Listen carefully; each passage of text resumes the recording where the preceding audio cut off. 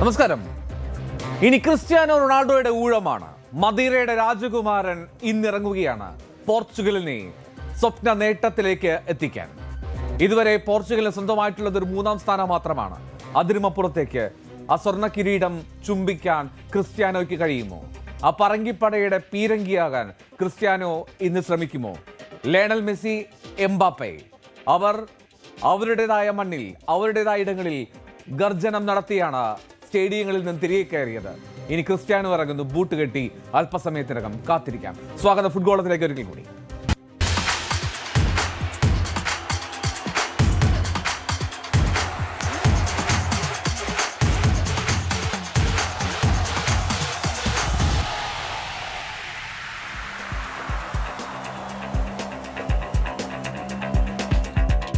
Cristiano റൊണാൾഡോയ്ക്ക് വേണ്ടി കിരീടം ഉയർത്തുക എന്നുള്ള സ്വപ്നവുമായി പോർച്ചുഗൽ ആദ്യ മത്സരത്തിനിറങ്ങുകയാണ്.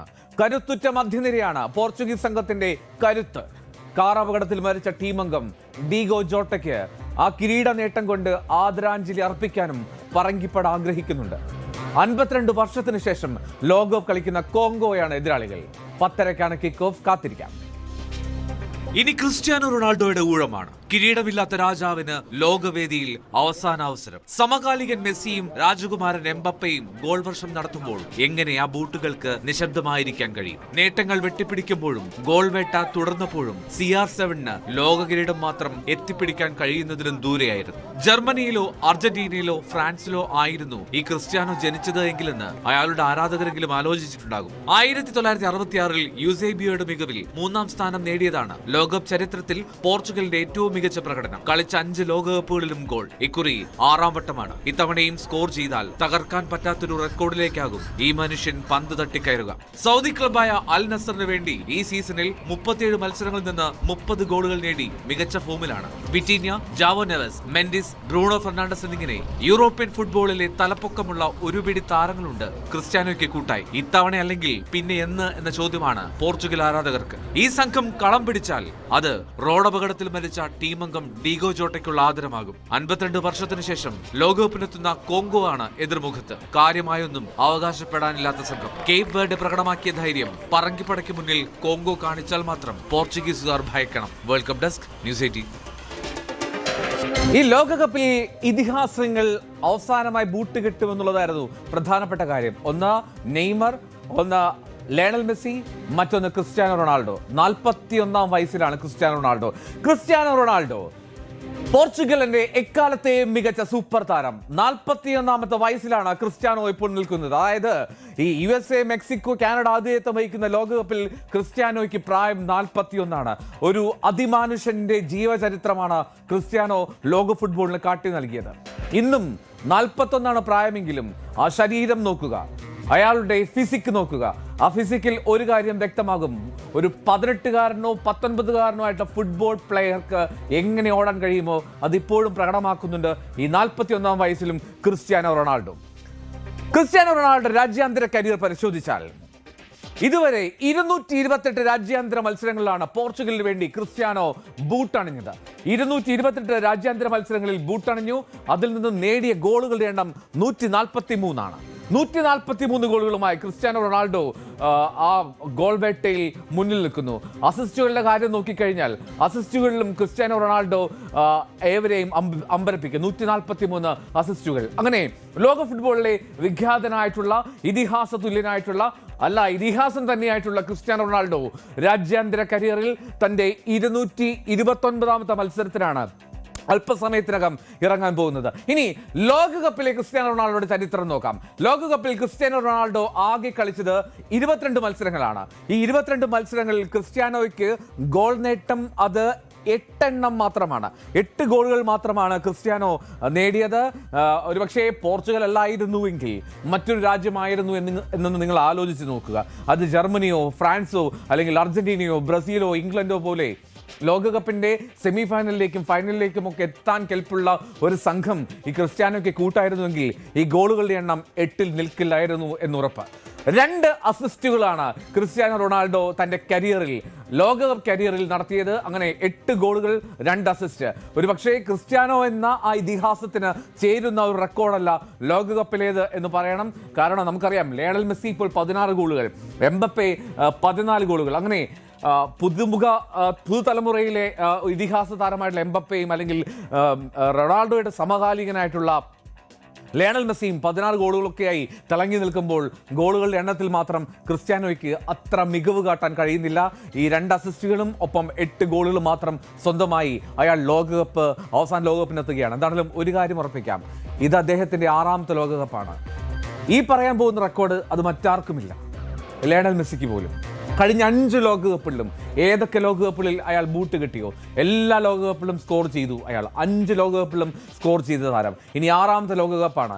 ഈ തവണയും ക്രിസ്ത്യാനോ റൊണാൾഡോ ഗോൾ സ്കോർ ചെയ്യില്ല എന്ന് കരുതുക അത് ബുദ്ധിശൂന്യതയായിരിക്കും. അതുകൊണ്ട് തന്നെ 6 ലോകകപ്പുകളിൽ കളിക്കാനിറങ്ങിയ 6 ലോകകപ്പുകളിലും സ്കോർ ചെയ്ത താരം എന്നുള്ള ബഹുമതിയുമായി ക്രിസ്ത്യാനോ ഇന്ന് തിരികെ കയറുമെന്ന് പ്രതീക്ഷിക്കാം. ഇനി ഇന്നത്തെ മറ്റ് ചില ഗ്ലാമർ പോരാട്ടങ്ങൾ കൂടിയുണ്ട്. ഇന്ന് ലോകകപ്പിലെ ഒരു ഗംഭീര പോരാട്ടം അത് ഇംഗ്ലണ്ടും ക്രൊയേഷ്യയും തമ്മിലാണ്. ഇംഗ്ലണ്ടും ക്രൊയേഷ്യയും ഏറ്റുമുട്ടുമ്പോൾ രാത്രി 1:30 അർലിംഗ്ടണിലാണ് ആ പോരാട്ടം. രണ്ടുപേരും 9 തവണയാണ് ഏറ്റുമുട്ടിയത്. അതിൽ 5 എണ്ണം ജയിച്ചതിന്റെ ഒരു ആനുകൂല്യം, മേധാവിത്വം ഇംഗ്ലണ്ടിനുണ്ട്. 3 എണ്ണത്തിലാണ് ക്രൊയേഷ്യ ജയിച്ചിട്ടുള്ളത്. ഒരെണ്ണം സമനിലയിൽ പിരിയുകയും ചെയ്തു. ഇനി രണ്ടാമത്തെ മത്സരത്തിലേക്ക് പുലർച്ചെ 4:30 രണ്ടാമത്തെ മത്സരം അത് ഘാനയും പാനമയും തമ്മിലാണ്. ഒരുപക്ഷെ ആരാധകർ അല്പമൊന്നും, മലയാളി ആരാധകരെങ്കിലും അത്രമാത്രം ഫാൻ ബേസ് ഇല്ല ഘാനയ്ക്കും പനമയ്ക്കും. അതുകൊണ്ട് തന്നെ ചെറിയൊരു ഉറക്കത്തിന്റെ ക്ഷീണത്തിലേക്ക് പോകാനുള്ള സാധ്യതയുണ്ട്. പക്ഷേ കൊളംബിയ എന്ന സൂപ്പർ ടീം ഇന്ന് അവരുടെ ആദ്യ മത്സരത്തിന് ഇറങ്ങുകയാണ്. എതിരാളികൾ ഉസ്ബെക്കിസ്ഥാനാണ്.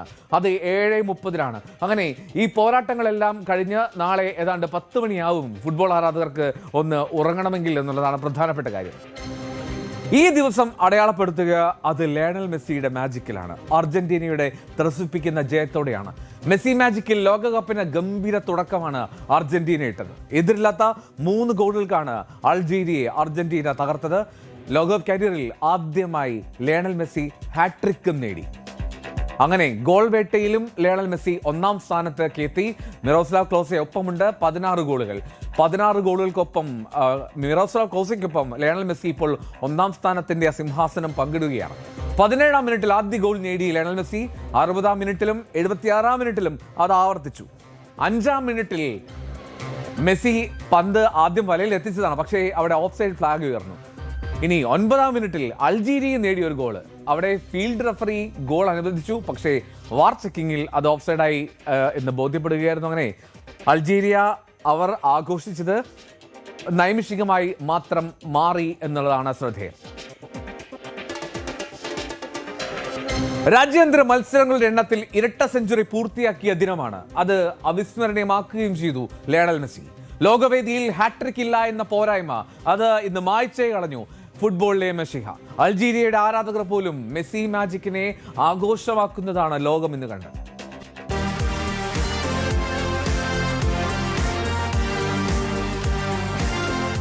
ഖത്തറിൽ വിശ്വകിരീടം അമർത്തിച്ചുംബിച്ചവന് ഇനിയെന്ത് എന്ന് ചോദിച്ചവർക്ക് കൻസാസിലെ തുകൽപന്ത് മറുപടി പറഞ്ഞു തുടങ്ങിയത് 17ാം മിനിറ്റിലാണ്. 9 നാൾ കഴിഞ്ഞാൽ 39 തികയുന്നവന്റെ പാദങ്ങൾക്ക് പ്രായം 17 എന്ന് തോന്നിപ്പിച്ച മധുര 17ാം മിനിറ്റ്.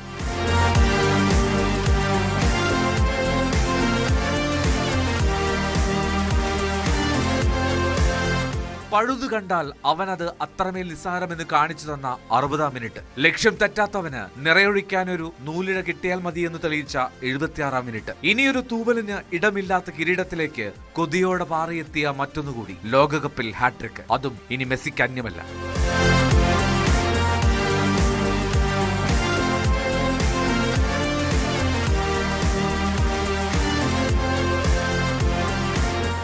ഇനിയൊന്നും നേടാനില്ലെന്ന ആലസ്യത്തിൽ നിന്ന് ആരാധകരുടെ സിരകളെ ത്രസിപ്പിച്ച് വീണ്ടും തുടങ്ങാൻ അവരുടെ മഷിഹ അല്ലാതെ മറ്റാര്?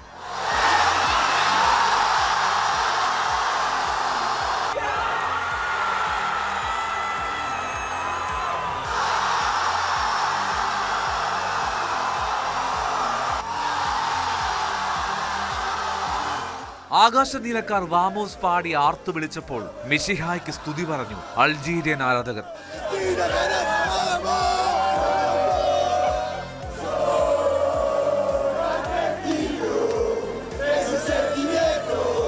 This is the goal from the old soccer or football, I will say.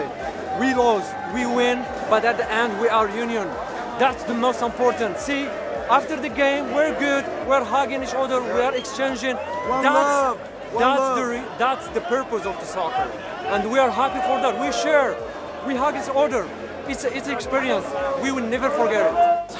It's hard for me, but since it's coming from like a diva like him, okay, I accept it with big heart. At the end, is Messi at his last career. Coach Lionel Scaloni പറഞ്ഞതാണ് ശരി. ആ ടീമിന് അയാൾ ദൈവമാണ്. ചിലപ്പോൾ അയലത്തെ കുട്ടിയും. Argentina ക്യാമ്പിൽ Messi പടർത്തുന്ന ഒരു പ്രഭാവലയമുണ്ട്. ആ തേജസ് ഉള്ളിടത്തോളം അർജന്റീന മുന്നേറിക്കൊണ്ടേയിരിക്കും. World cup desk, news 18. ആഘോഷത്തിമിർപ്പ് അത് ലോകമെമ്പാടുമുണ്ടായി. അതുപോലെ തന്നെ ഇങ്ങ് കേരളത്തിലും അർജന്റീന ആരാധകർ അത് തകർത്താഘോഷിച്ചു. പ്രതീക്ഷിച്ചതിലും അപ്പുറമുള്ള പ്രകടനമായി മെസ്സിയും സംഘവും ആദ്യ മത്സരം ഗംഭീരമാക്കിയതോടെ ആരാധകർ ഒത്തുകൂടിയ ഇടങ്ങളിലെല്ലാം ഉത്സവാന്തരീക്ഷമായിരുന്നു. ഗോൾ നേടിയപ്പോഴെല്ലാം ഇളകി മറിഞ്ഞു ആരാധക സംഘം.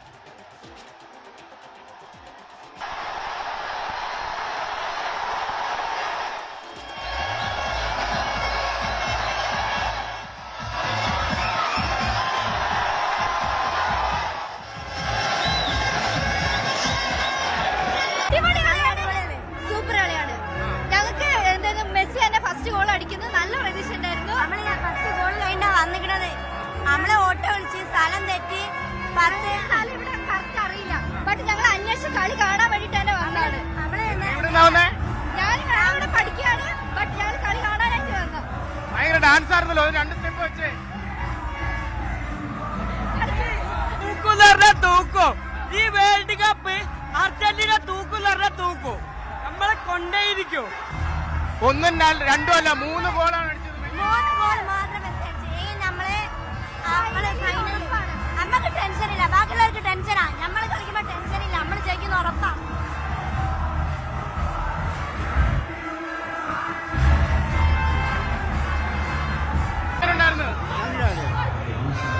മെസ്സി 3 ഗോൾ അടിച്ച് പ്രതീക്ഷിച്ചിരുന്ന 3 ഗോൾ അടിക്കുമല്ലോ. 2 നമ്മള് കപ്പടിക്കും അർജന്റീന കപ്പടിക്കും എന്നുള്ളതാണ്. അടിപൊളി, മെസ്സി തൂക്കി. ഇത്രയും ഗോൾ അടിക്കുമെന്ന് പ്രതീക്ഷിച്ചിരുന്നോ ഈ 3? പിന്നെ ഇത് തൂക്കും ഉറപ്പാ. അപ്പൊ ഇത്തവണ കപ്പാർക്കാ ഫോർത്ത് ലോഡിങ്. മെസ്സി 3 ഗോൾ അടിക്കുമെന്ന് പ്രതീക്ഷിച്ചായിരുന്നു. 1 അടിക്കുന്ന നിർബന്ധമായിരുന്നു. 3 അടിച്ചപ്പോ സന്തോഷം. വൻ മടിയായി പോയി. അതെ, അത്രേ ഉള്ളൂ. അപ്പൊ അർജന്റീന കപ്പ് തൂക്കി. പറയാനായില്ല, ഇനി സ്റ്റെപ്പുകളിലല്ലോ കാണാം. അപ്പൊ ഇത്തവണ കപ്പാരടിക്കും. കപ്പ് അർജന്റീന അടിക്കും. പോർച്ചുഗൽ ജയിക്കുള്ളൂ, റൊണാൾഡോ മെസ്സി ജയിക്കൂല. മെസ്സി 3 ഗോൾ അടിച്ചു. മെസ്സി 3 ഗോൾ അടിക്കും, പക്ഷെ റൊണാൾഡോ അടിക്കൂ. മെസ്സി ഒന്നും പോരാ. നമ്മളടിക്കും, നമ്മളെ നെയ്മർ ഇറങ്ങിയില്ല. 20-ാം തീയതി കണ്ടോളി, 20-ാം തീയതി കണ്ടോളി. അടിക്കൂ, നമ്മളടിക്കൂ. മെസ്സി 3 ഗോൾ അടിച്ചത്. മെസ്സി അടിച്ചോളൂ, നമ്മൾ നെയ്മർ ഇറങ്ങിയില്ല. നെയ്മർ ഇറങ്ങുമ്പോ നിങ്ങൾ കണ്ടോളി, അത്ര എനിക്ക് പറയാനുള്ളൂ.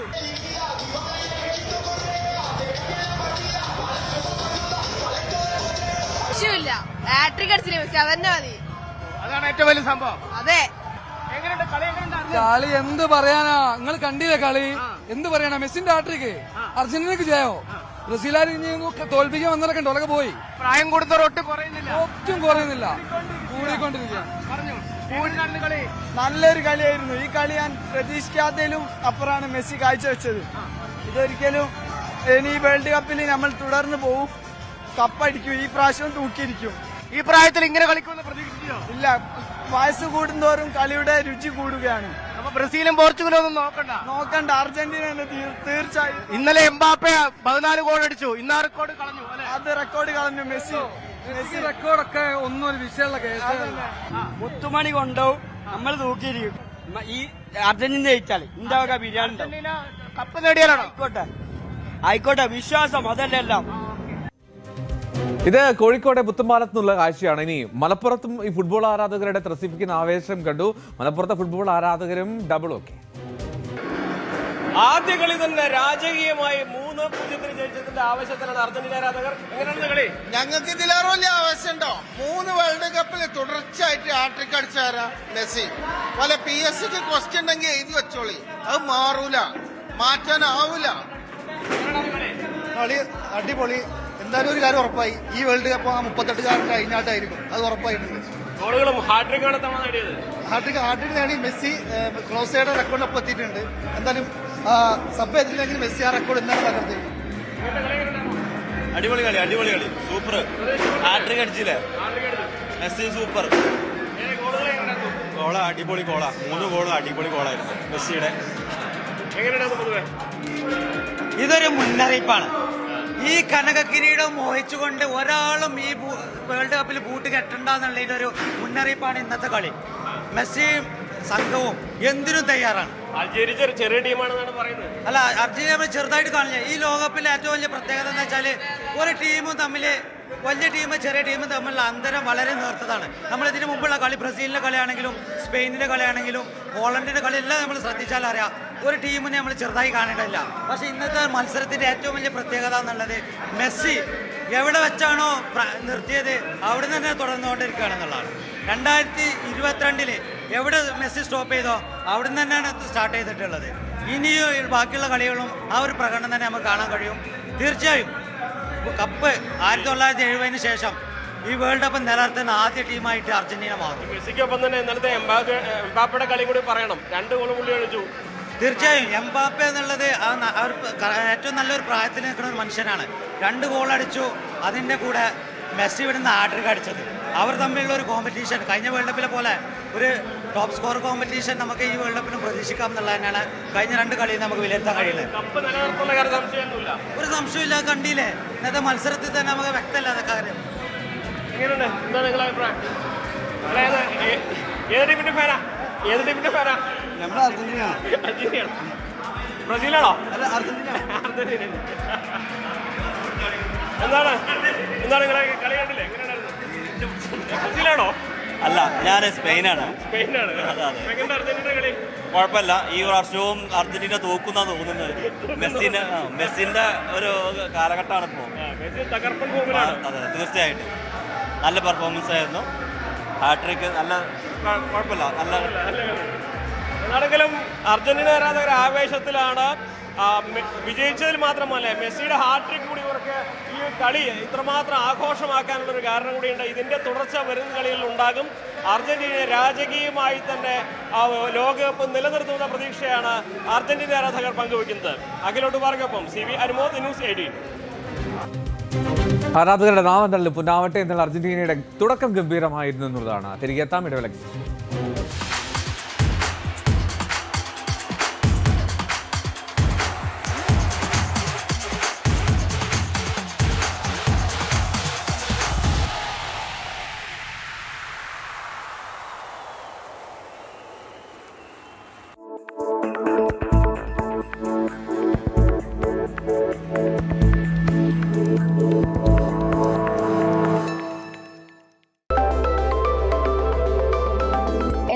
വ്യത്യസ്തമായിട്ടുള്ള ലക്ഷ്യങ്ങളാണ്. ചിലർക്കൊരു വീട്, യാത്ര, നേരത്തെയുള്ള വിരമിക്കൽ എന്നിങ്ങനെ. പക്ഷെ എല്ലാവരുടെയും ക്വസ്റ്റ്യൻ ഒന്നാണ്, ഏത് മ്യൂച്വൽ ഫണ്ട് അല്ലെങ്കിൽ ഏത് ഫണ്ട് തിരഞ്ഞെടുക്കും? ഓരോരുത്തരുടെ ലക്ഷ്യം അനുയോജ്യമായ ഫണ്ടുകൾ വേണം തിരഞ്ഞെടുക്കാൻ. ഇപ്പോൾ ചെറിയ കാലത്ത് ഒരു കാർ വാങ്ങുന്ന ആവശ്യമുണ്ടെങ്കിൽ നമുക്ക് ഡെറ്റ് ഫണ്ട് നോക്കിയെടുക്കാം. അന്ന് ദീർഘകാല വരെ ആവശ്യമുണ്ടെങ്കിൽ, വിരമിക്കൽ ആവശ്യങ്ങൾ കഴിഞ്ഞിട്ടുള്ള ആവശ്യങ്ങളാണെങ്കിൽ അത് നമുക്ക് ഇക്വിറ്റി ഫണ്ട്സ് ഉണ്ട്. ഓരോ ലക്ഷ്യങ്ങളും നോക്കിയിട്ട് ഇപ്പോൾ കുട്ടികളുടെ പഠിത്തമോ അല്ലെങ്കിൽ ഇതിനായ ലക്ഷ്യം ലിങ്ക് ടു ഫണ്ട് ഓപ്ഷൻസും നമുക്ക് തിരഞ്ഞെടുക്കാം. ഒരു GPS പോലെ ചിന്തിച്ച് നോക്കൂ. നമ്മുടെ GPS ഒരു ലൊക്കേഷൻ നമ്മൾ നോക്കിയിട്ടാണ് വണ്ടി ഓടിക്കുന്നത് അല്ലെങ്കിൽ പോയിക്കൊണ്ടിരിക്കുന്നത്. വഴികൾ മാറിക്കൊണ്ടിരിക്കും, പക്ഷേ ലക്ഷ്യം ഒന്നായിരിക്കണം. ഈ ലക്ഷ്യം നോക്കി മുന്നോട്ട് നിക്ഷേപിച്ചാൽ മാത്രമേ ഉള്ളൂ നമുക്ക് ഫലം കിട്ടുള്ളൂ. നിങ്ങൾ എവിടേക്കാണോ പോകുന്നത് അത് മാത്രം ലക്ഷ്യം കേന്ദ്രീകരിക്കുക, മാർക്കറ്റിലെ ബഹളങ്ങളിലേക്കല്ല. മ്യൂച്വൽ ഫണ്ട് നിക്ഷേപങ്ങൾ വിപണിയിലെ ലാഭനഷ്ട സാധ്യതകൾക്ക് വിധേയമാണ്. സ്കീമുമായി ബന്ധപ്പെട്ട എല്ലാ രേഖകളും ശ്രദ്ധിച്ചു വായിക്കുക.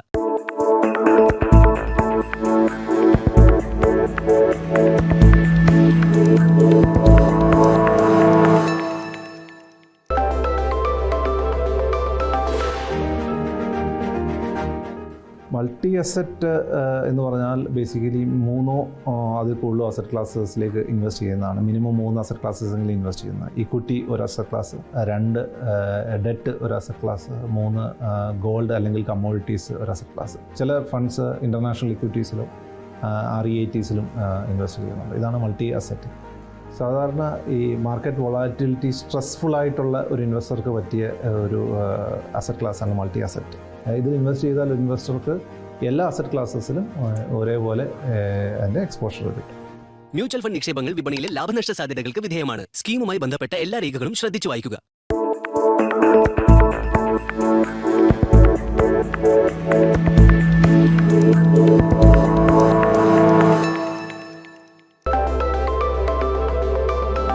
എല്ലാവർക്കും വ്യത്യസ്തമായിട്ടുള്ള ലക്ഷ്യങ്ങളാണ്. ചിലർക്കൊരു വീട്, യാത്ര, നേരത്തെയുള്ള വിരമിക്കൽ എന്നിങ്ങനെ. പക്ഷെ എല്ലാവരുടെയും ക്വസ്റ്റ്യൻ ഒന്നാണ്, ഏത് മ്യൂച്വൽ ഫണ്ട് അല്ലെങ്കിൽ ഏത് ഫണ്ട് തിരഞ്ഞെടുക്കും? ഓരോരുത്തരുടെ ലക്ഷ്യം അനുയോജ്യമായ ഫണ്ടുകൾ വേണം തിരഞ്ഞെടുക്കാൻ. ഇപ്പോൾ ചെറിയ കാലത്ത് ഒരു കാർ വാങ്ങുന്ന ആവശ്യമുണ്ടെങ്കിൽ നമുക്ക് ഡെറ്റ് ഫണ്ട് നോക്കിയെടുക്കാം. അന്ന് ദീർഘകാല വരെ ആവശ്യമുണ്ടെങ്കിൽ, വിരമിക്കൽ ആവശ്യങ്ങൾ കഴിഞ്ഞിട്ടുള്ള ആവശ്യങ്ങളാണെങ്കിൽ അത് നമുക്ക് ഇക്വിറ്റി ഫണ്ട്സ് ഉണ്ട്. ഓരോ ലക്ഷ്യങ്ങളും നോക്കിയിട്ട് ഇപ്പോൾ കുട്ടികളുടെ പഠിത്തമോ അല്ലെങ്കിൽ ഇതിനായ ലക്ഷ്യം ലിങ്ക്ഡ് ഫണ്ട് ഓപ്ഷൻസും നമുക്ക് തിരഞ്ഞെടുക്കാം. ഒരു GPS പോലെ ചിന്തിച്ച് നോക്കൂ. നമ്മുടെ GPS ഒരു ലൊക്കേഷൻ നമ്മൾ നോക്കിയിട്ടാണ് വണ്ടി ഓടിക്കുന്നത് അല്ലെങ്കിൽ പോയിക്കൊണ്ടിരിക്കുന്നത്. വഴികൾ മാറിക്കൊണ്ടിരിക്കും, പക്ഷേ ലക്ഷ്യം ഒന്നായിരിക്കണം. ഈ ലക്ഷ്യം നോക്കി മുന്നോട്ട് നിക്ഷേപിച്ചാൽ മാത്രമേ ഉള്ളൂ നമുക്ക് ഫലം കിട്ടുള്ളൂ. നിങ്ങൾ എവിടേക്കാണോ പോകുന്നത് അത് മാത്രം ലക്ഷ്യം കേന്ദ്രീകരിക്കുക, മാർക്കറ്റിലെ ബഹളങ്ങളിലേക്കല്ല. മ്യൂച്വൽ ഫണ്ട് നിക്ഷേപങ്ങൾ വിപണിയിലെ ലാഭനഷ്ട സാധ്യതകൾക്ക് വിധേയമാണ്. സ്കീമുമായി ബന്ധപ്പെട്ട എല്ലാ രേഖകളും ശ്രദ്ധിച്ചു വായിക്കുക.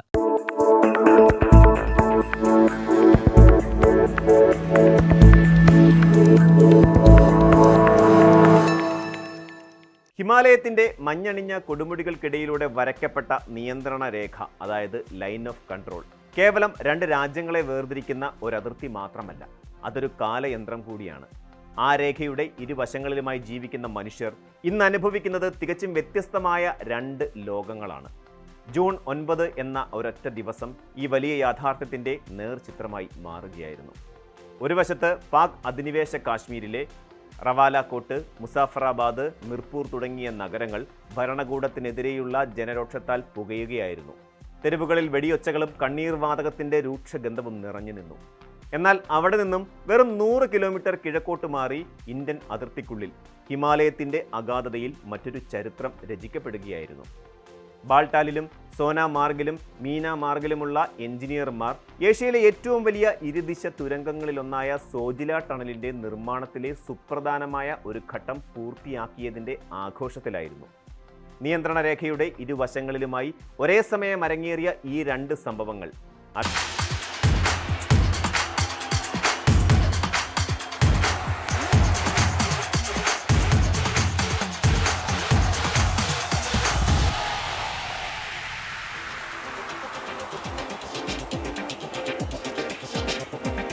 ഗംഭീര ജയത്തോടുകൂടി ഫ്രാൻസും ഈ ലോകകപ്പിന് തുടക്കമിട്ടു. ഞെട്ടിക്കുന്ന തോൽവി 2002 നേരിട്ടു സെനഗലിനെതിരെ. പക്ഷേ അതിന്റെ കണക്ക് തീർന്നു ഫ്രാൻസ്. സൂപ്പർ താരം കിലിയൻ എംബാപ്പയുടെ മികവിൽ 3-1 ഫ്രാൻസ് സെനഗലിനെ തോൽപ്പിച്ചത്. ഗോൾ രഹിതമായ ആദ്യ പകുതി ഫ്രഞ്ച് ആരാധകരെ അല്പമൊന്ന് ഭയപ്പെടുത്തിയെങ്കിലും 2ാം പകുതിയിൽ ഫ്രാൻസ് ലക്ഷ്യം കണ്ടു. 66-ാം മിനിറ്റിൽ ആദ്യ ഗോൾ നേടിയ എംബാപ്പെ ഇഞ്ചുറി ടൈമിൽ അത് ആവർത്തിച്ചു. ബ്രാഡ്ലി ബർക്കോള 82-ാം മിനിറ്റിൽ ഫ്രാൻസിന്റെ 2ാമത്തെ ഗോൾ നേടി. ഫ്രഞ്ച് താരങ്ങളെ അനങ്ങാൻ വിടാത്ത വിധമായിരുന്നു ആദ്യ പകുതിയിൽ സെനഗലിന്റെ പ്രതിരോധം. 45 മിനിറ്റിൽ ആദ്യ പകുതിയിൽ എംബാപ്പയും നിറമങ്ങിപ്പോയി. ഡെംബലയുടെയും ഒലീസയുടെയും പൊസിഷനുകൾ പരസ്പരം വെച്ചുമാറിയതോടുകൂടിയാണ് 2ാം പകുതിയിൽ ഫ്രാൻസ് ഉണർന്നത്. ഇഞ്ചുറി ടൈമിൽ എംബായാണ് സെനഗലിന്റെ ആശ്വാസ ഗോൾ കണ്ടെത്തിയത്. ഫ്രാൻസിന് വേണ്ടി ഏറ്റവും കൂടുതൽ ഗോളുകൾ നേടുന്ന താരമെന്ന റെക്കോർഡ് സ്വന്തം പേരിലാക്കി എംബാപ്പയ്ക്ക് ലോകകപ്പിൽ 14 ഗോളുകളായി. ഇറാഖിനെ 4-1 തോൽപ്പിച്ച് നോർവേയും ലോകകപ്പിൽ ഗംഭീരമായി തുടങ്ങി. എർലിംഗ് ഹാലൻഡാണ് ഇരട്ട ഗോൾ നേടി മത്സരം ഗംഭീരമാക്കിയത്. ലിയോ ഓസ്റ്റിൻഗാർഡ് നോർവേക്ക് വേണ്ടി മറ്റൊരു സ്കോററായി. ഇറാഖ് താരം അയ്മൻ ഹുസൈന്റെ ഓൺ ഗോളാണ് നോർവേയുടെ സ്കോർ 4-ആക്കിയത്. അയ്മൻ ഹുസൈൻ തന്നെ ഇറാഖിന്റെ ആശ്വാസ ഗോളും കണ്ടെത്തി. തുടക്കം മുതൽ ആധിപത്യം പുലർത്തിയത് നോർവേയാണ്. 29-43 മിനിറ്റുകളായിരുന്നു എർലിംഗ് ഹാലൻഡിന്റെ ഗോളുകൾ.